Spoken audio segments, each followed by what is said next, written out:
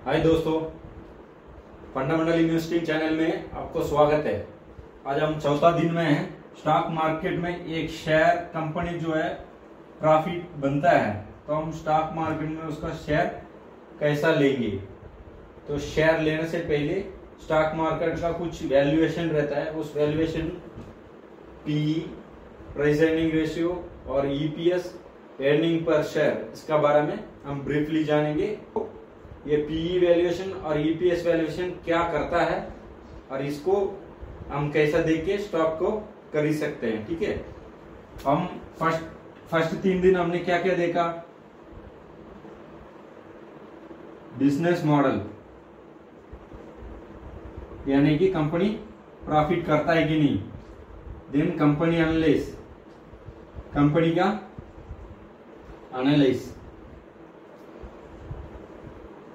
Okay, ये company में profit करता है तो वो कैसा प्रॉफिट हम लाते हैं और इसके अंदर क्या क्या चीज है। ठीक है, उसके बाद प्रॉफिट एंड लॉस स्टेटमेंट कैसा पढ़ना है। हम ये 3 दिन में पढ़े थे। इसके बारे में काफी हमने ब्रीफली बताया और जिनको डाउट है वो कमेंट सेक्शन में बताएं। ये 3 चीज अगर सही है, ये 3 चीज आप एक कंपनी का सही मिल रहा है, बिजनेस मॉडल आपको प्रॉफिट अच्छा से आरओई मिल रहा है 15 से ऊपर। ओके, और कंपनी एनालिसिस में हमने क्या देखा, सेल्स ग्रोथ आपको 15 से ऊपर वाला कंपनी तो मिलता है तो अच्छी बात है। और बिजनेस मॉडल में जो आरओई है आपको ऐसा देखना चाहिए, आने वाला 10 से 15 साल तक आप ये बिजनेस ऐसा ही ग्रोथ होके जाना चाहिए। तो उसमें 10-15 साल तक आपको सेल्स ग्रोथ आना चाहिए, तभी प्रॉफिट बढ़ेगी। ये प्रॉफिट एंड लॉस स्टेटमेंट में आपको हर चीज हमने बताया था। अदर इनकम क्या होता है, डिप्रिसिएशन क्या होता है, ऑपरेटिंग प्रॉफिट क्या होता है, ऑपरेटिंग मार्जिन क्या होता है, पीएटी क्या होता है। ओके, इन तीन वीडियोस को नहीं देखा, पहले वो देखिए, उसके बाद आप ये चौथा वीडियो पे आना। भाई ये कंपनी एनालिसिस में हमने देख लिया, कंपनी सब अच्छा है, ठीक ठाक है, आपको 15 साल का ग्रोथ है इस कंपनी में, सब कुछ है। तो अभी नेक्स्ट हम क्या करेंगे, स्टॉक मार्केट में हम आके इस शेयर को हम खरीदना चाहेंगे। तो स्टॉक मार्केट में आ गया तो स्टॉक मार्केट में क्या होता है, 2 चीज मेन होता है भाई। स्टॉक मार्केट में 2 चीज मेन होता है, एक तो पीई है, प्राइस अर्निंग रेशियो, और EPS, earning per share. Okay, ये 2 चीज को हम देखेंगे आज। तो प्राइस अर्निंग रेशियो का फार्मूला क्या होता है, करंट मार्केट प्राइस, यानी कि जो शेयर स्टॉक का हम लेना चाह रहे हैं उस शेयर का अभी का भाव क्या है। ठीक है, नेक्स्ट आता है ईपीएस। तो आपको ढूंढना पड़ेगा इस कंपनी के ईपीएस क्या करके हमको ढूंढना पड़ेगी। ठीक है, अब स्टॉक मार्केट में आ गया। स्टॉक मार्केट में आने के बाद पीई जरूरी है। पीई क्या होता है, देख, एक स्टॉक को आप लेना चाह रहे हो, उस स्टॉक का खाली वैल्यूएशन देखकर नहीं लेना। हमेशा उस स्टॉक का वैल्यूएशन देखने से पहले आपको कंपनी का बिजनेस मॉडल एनालिसिस करना है और कंपनी एनालिसिस करना है, profit and loss statement analyse करना है। ये सब आपको सही है, फिर विचार करना है कि स्टॉक मार्केट में इस शेयर को हम खरीदने के लिए। तो जब खरीदने के लिए हम आ जाते हैं तो पी के वैल्यू चाहिए, क्योंकि पी का वैल्यू जब हाई हो जाता है ना, स्टॉक प्राइस उतना महंगा हो गया बोलते हैं। ठीक है, और जितना कम हो गया उतना कम हो गया बोलते हैं। लेकिन ये नहीं कि आपको कंपनी का एनालिसिस नहीं किया, कोई लॉस कंपनी है वो लो पीई में मिल रहा आपने ले लिया, ये गलत तरीका है। ठीक है, तो आपको प्रॉफिटेबल कंपनी को देखना है, उस प्रॉफिटेबल कंपनी में सस्ता शेयर कौन सा है वैल्यूएशन वाइज, तो उसको आपको ढूंढ के उसमें इन्वेस्ट करना एक अच्छी बात होता है। ठीक है ना।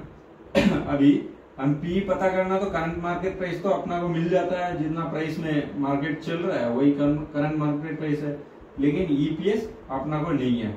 तो पहले हम क्या करेंगे, ईपीएस को पता करेंगे। ईपीएस कैसा पता करते हैं, देख, ईपीएस होता है नेट प्रॉफिट, यानी कि प्रॉफिट आफ्टर टैक्स। ठीक है, प्रॉफिट आफ्टर टैक्स, ठीक है, पीट। ओके, उसके बाद नंबर ऑफ इक्विटी शेयर, मतलब उस कंपनी का कितना शेयर लिस्टेड है, वो कितना शेयर्स है वो देखना है, ठीक है। अभी हम ईपीएस को लेंगे, ईपीएस को पहले पता करेंगे। अब मान लो कंपनी का प्रॉफिट, नेट प्रॉफिट आ रहा है, एग्जांपल के लिए एक नेट प्रॉफिट आ रहा है 400 करोड़, ठीक है, आपको कंपनी का नेट प्रॉफिट है 400 करोड़ आ रहा है, तो आप इस शेयर का जो इक्विटी नंबर ऑफ शेयर्स कितना है, 20 आता है। ओके, 20 हम रख रहे हैं ऐसे ही। अभी इसका ईपीएस कितना बनेगा बताओ, इसका ईपीएस बनेगा 20, तो ये ईपीएस 20 हो गया, ठीक है, हमें ईपीएस मिल गया 20, ठीक है। अभी आ रहे हैं करंट पी, ठीक है, पी रेशियो पे हम पी रेशियो को पता करेंगे, ठीक है। अभी करंट मार्केट प्राइस चल रहा है, अब समझो कि इसका करंट मार्केट प्राइस है 600 चल रहा है भाई, 600 में इसका प्राइस चल रहा है, कोई भी स्टॉक का प्राइस चल रहा है, और इसका ईपीएस कितना है 20, तो इसको मारेंगे तो आपको कितना बनेगा 30, तो ये पी जो है, स्टॉक का पी जो है 30 है, ठीक है। अब मान लो वही स्टॉक आपको सेम ईपीएस में मिल रहा है, ठीक है, और मान लो 10 दिन 15 दिन में इस स्टॉक का वैल्यू बढ़ गया 800 हो गया, ठीक है, 800 हो गया, 800 हो गया, सेम ईपीएस तो सेम है, 10-15 दिन में ईपीएस नहीं चेंज होता है, हर एक रिजल्ट का बाद ईपीएस चेंज होता है, हर एक क्वार्टर रिजल्ट का बाद ईपीएस ट्रेलिंगली चेंज होता है, मतलब जो पुराना 4 रिजल्ट लेके उसका ईपीएस बन जाता है, ठीक है ना। अभी पी कितना अभी बन रहा है 40, अब मान लो 40 का पी और 20-30 का पी हमने पहले मिला, ठीक है। अभी 600 का भाव था, 30 का पी में मिला, जिसने 600 का भाव में ले लिया शेयर को और 800 पहुंच गया, ये 40 का पी में हो गया, तो अभी भाई 30 से तो महंगा 40 है। आपने अगर 20 पी में लिया होता तो ये स्टॉक 400 में मिलना था, और 30 भी होना था, 40 भी होना था। अब यही बोलते हैं कि पी कम लेना है, क्योंकि जो स्टॉक प्राइस होता है ना, ये महंगा हो गया, पी महंगा है तो स्टॉक प्राइस महंगा हो गया। अभी भाई महंगा कोई चीज आपने ले लिया तो और महंगा होने वाला चांस जो है आपको कभी मिलेगा, ठीक है। इसलिए हम लोग बोलते हैं कि पी कम पी में ले लो, लेकिन पी का एक ड्राइव भी होता है। पी के एक और चीज बताता हूँ, पी के क्या ड्राइव होता है। देखो, स्टॉक प्राइस इंक्रीज होने से पी इंक्रीज हो रही थी, अभी ये समझो पी हो गया, ये 800 हो गया, ठीक है, 800 ही समझ लेते हैं, यहाँ 800 हुआ था, 800 नहीं है, महंगा होके उधर ही पड़ा रह गया।